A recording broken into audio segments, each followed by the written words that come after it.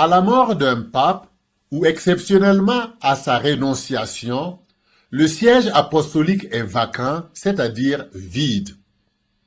Une série de protocoles bien définis et chargés de symbolisme est mise en place pour annoncer son décès, organiser ses obsèques, assurer la transition jusqu'à l'élection de son successeur.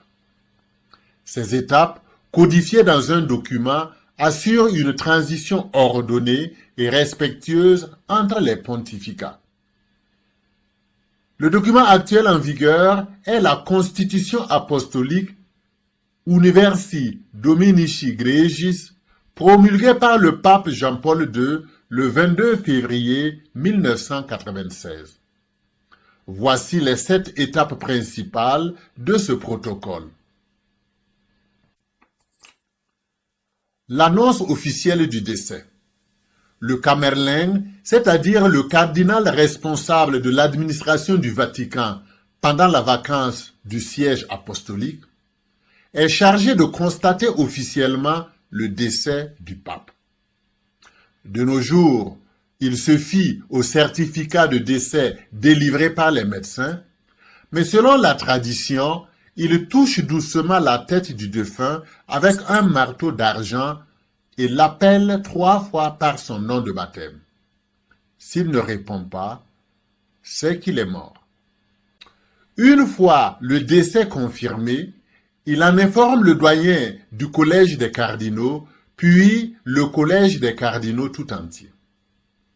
La nouvelle est ensuite communiquée officiellement aux fidèles chrétiens et au monde entier par le Saint-Siège, généralement via le directeur du bureau de la presse vaticane. La période de deuil et les funérailles. Un deuil de 9 jours, d'où l'appellation novemdiale, un mot qui vient de 2 mots latins, novem, qui signifie 9, et dies, qui signifie jour, est observé à Rome. Le corps du pape est exposé dans la basilique Saint-Pierre pour permettre aux fidèles de lui rendre hommage. Les funérailles présidées par le doyen du collège des cardinaux ont généralement lieu dans les 5 à 6 jours suivant le décès. Le pape défunt est ensuite inhumé dans la crypte de la basilique Saint-Pierre ou dans un autre lieu choisi par lui et écrit dans son testament. Troisièmement, la vacance du siège, sede vacante en latin. Pendant cette période, le cardinal Camerleng administre les affaires courantes de l'Église, mais il ne peut pas prendre de décision engageant l'avenir. Tous les chefs des dicastères de la curie romaine remettent leur mandat, sauf le cardinal Camerleng et le pénitencier majeur. La convocation du conclave. Les cardinaux électeurs, c'est-à-dire ceux qui ont moins de 80 ans, se réunissent à Rome pour préparer l'élection du nouveau pape. Une série de réunions préalables appelées congrégation générale est tenue pour discuter sur les besoins de l'Église et fixer la date du conclave. Le conclave commence généralement 15 à 20 jours après la mort du pape et se tient dans la chapelle Sixtine. Avant de commencer les votes, une messe spéciale pour l'élection du pape est célébrée à Saint-Pierre. Les cardinaux électeurs sont enfermés dans la chapelle Sixtine pour voter en secret, loin des influences du monde extérieur.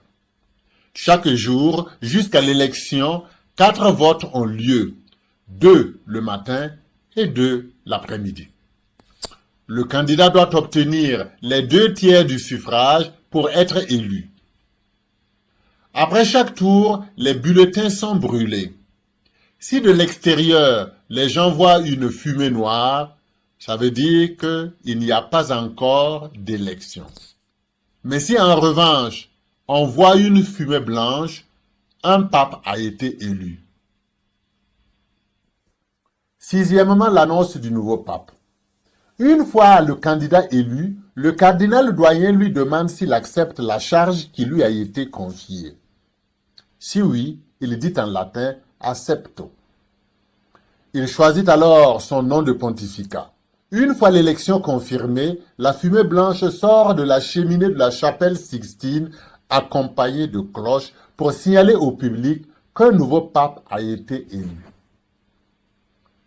Il est ensuite conduit à la chambre des larmes, c'est bien sûr symbolique, où il prend conscience du poids de la charge qui lui a été confiée et où il revêt ses habits pontificaux. Quelques minutes plus tard, le cardinal prodiacre, c'est-à-dire le plus ancien des cardinaux diacres, en effet, il y a 3 titres pour les cardinaux diacres, les cardinaux prêtres et les cardinaux évêques.